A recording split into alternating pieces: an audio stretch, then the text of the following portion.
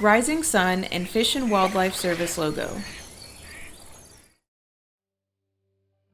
The Deepwater Horizon oil spill killed thousands of birds and injured many others. Our job is to undo that harm. Birds nesting in Breton Island. North Breton Island restored 2022. Breton Island's a small barrier island off the coast of Louisiana, not too far from the Mississippi River Delta. And it's a part of a long chain of other barrier islands in the Gulf of Mexico. Incredible national treasure. It's one of over 560 National Wildlife Refuges. For centuries, really, it's provided habitat for nesting colonial water birds.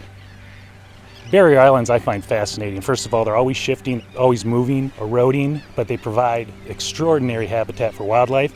Birds that are migrating, they need a place not only for nesting, but also during their migration, they come to islands like this to rest and forage.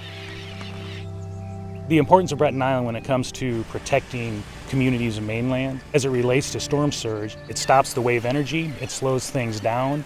Some people like to think of them as speed bumps along the way, but it really has to do with kind of slowing down wave action and the intensity of storms. The trustees got together with contractors and developed a sustainable island design that would be resilient as storms pass through, that would be self-sustaining as sand moved around, as it does on barrier islands. We ended up with a design that built the island in both length and width. We're going to move into planting, and we're going to plant cordgrass and plant the dunes with grasses, replant black mangrove on the north end of the island to really create that habitat for birds that's been lost.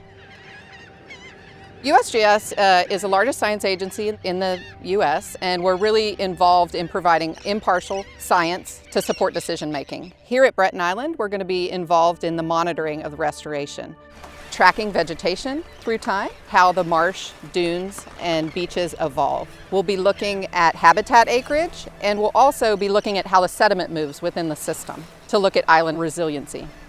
You look at some of the models and some of the data that predicts, certain pieces and parts of this coast would be gone by now if we had not previously done these restoration events. And so doing these now is a part of maintaining and facilitating a longer term maintenance and restoration of these islands through time. And so there's always sort of this tipping point that if you don't get to it now, it's much harder to bring it back.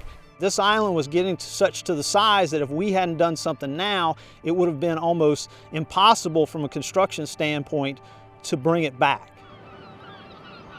Theodore Roosevelt was actually our founding father of the National Wildlife Refuge System. He saw that there was a problem with people needing feathers and harvesting birds. He established a bird sanctuary, which is Breton, in 1904, which became the second oldest National Wildlife Refuge System.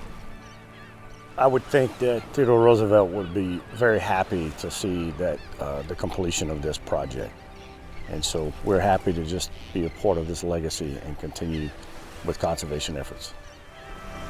A transition from historical footage of various birds flying in the sky at Breton Island to modern-day birds flying around.